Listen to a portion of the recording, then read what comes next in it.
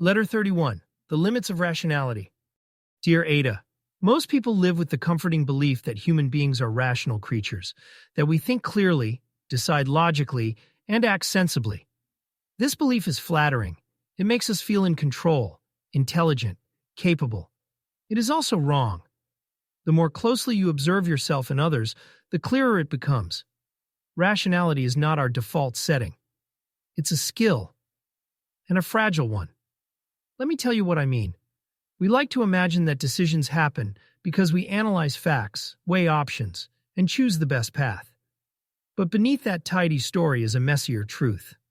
Most decisions are shaped by emotion, habit, fear, bias, memory, and unconscious patterns we barely understand.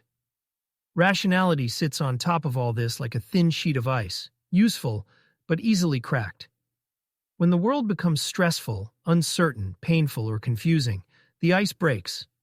People fall back into instinct, imitation, wishful thinking, or whatever story makes them feel safest.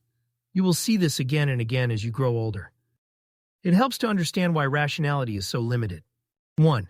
The brain seeks comfort, not truth. If the truth is painful, we will avoid it. If a belief makes us feel safe, we will hold on to it even when it's wrong. If a story protects our ego, we will defend it fiercely. This is not rational behavior, but it is deeply human. 2. The mind cannot track the complexity of life. Life has too many variables, too much uncertainty, too many trade-offs. Rationality tries to simplify the world, so decisions feel manageable.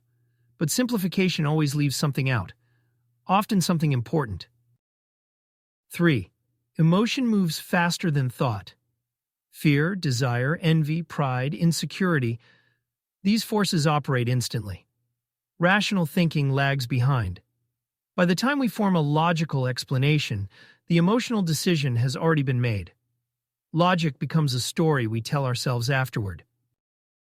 4. Most thinking is borrowed. People don't examine ideas. They adopt them.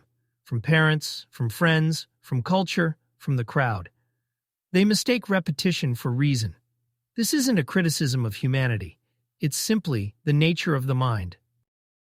And once you see it, something beautiful happens. You start becoming gentle with yourself and compassionate with others. You stop expecting perfection. You stop assuming people always know what they're doing. You stop being confused by irrational behavior because you finally understand it is normal. And you begin developing a skill that is far more valuable than pure rationality. Self-awareness.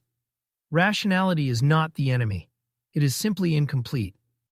Which means you need more than logic to navigate your life wisely. You need emotional understanding, awareness of your impulses, curiosity about your patterns, humility about your blind spots, compassion toward your own mind, the ability to slow down when you are afraid, the willingness to question your stories. Rationality can point you toward a good life, but only self-awareness can keep you from sabotaging it. Ida, remember this. Human beings are not thinking machines. We are feeling creatures who learn to think. And the wisest people are not the most rational. They are the ones who understand the limits of their own rationality. When you know your blind spots, you can brace for them. When you know your emotions, you can work with them. When you know your patterns, you can grow beyond them. This is the kind of intelligence that actually changes a life. A friend on the road ahead.